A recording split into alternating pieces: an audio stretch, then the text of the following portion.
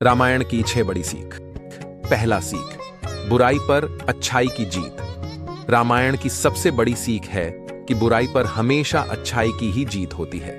जिस तरह माता सीता पर रावण ने बुरी नजर डाली और अंत में भगवान राम ने रावण को पराजित कर सीता को वापस पा लिया।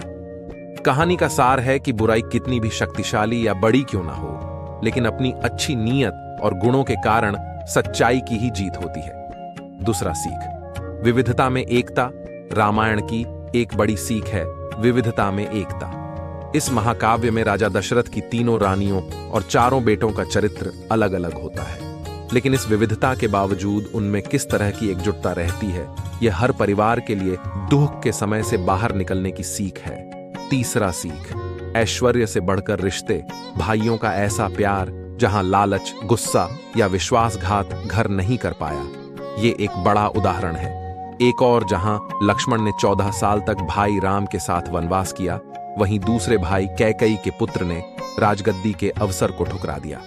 इसके बजाय उन्होंने भगवान राम को उन्हें माफ करने और राजकाज संभालने का आग्रह किया। क्यों? कि इस पर राम का ही हक था। भाइयों के प्यार की ये सीख हमें लालच और सांसारिक सुखों के बजाय रिश्तों को महत्व देने के लिए प्रेरित करती है। चौथा सीख, अच्छी संगति का महत्व। यह ग्रंथ हमें अच्छी संगति के महत्व को बताता है। कैकेयी राम को अपने पुत्र राम से ज्यादा चाहती थी, लेकिन दासी मंथरा की बुरी सोच और गलत बातों में आकर वह राम के लिए 14 वर्षों का वनवास मांग लेती है। इसलिए हमें सीख मिलती है कि हमें अच्छी संगति में रहना चाहिए ताकि नकारात्मकता हम पर हावी ना हो। पांचवा सीख, सच्ची भक्ति और समर्पितता। हनुमान जी ने भगवान राम के प्रति अटल विश्वास और प्यार का परिचय दिया।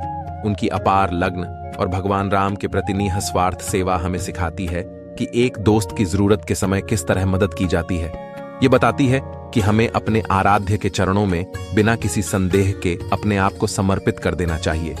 जब हम अपने आप को उस सर्वव्यापक के चरणों में समर्पित कर देते हैं, तो हमें निर्वाण या मोक्ष की प्राप्ति होती है और जन्म मरण से छुटकारा मिलता है। छठा सीख, माफ करना बदला लेने से अच्छा चरित्र है। रावण एक ज्ञानी पुरुष था, लेकिन माता सीता का अपहरण करना उसके पतन का कारण बना।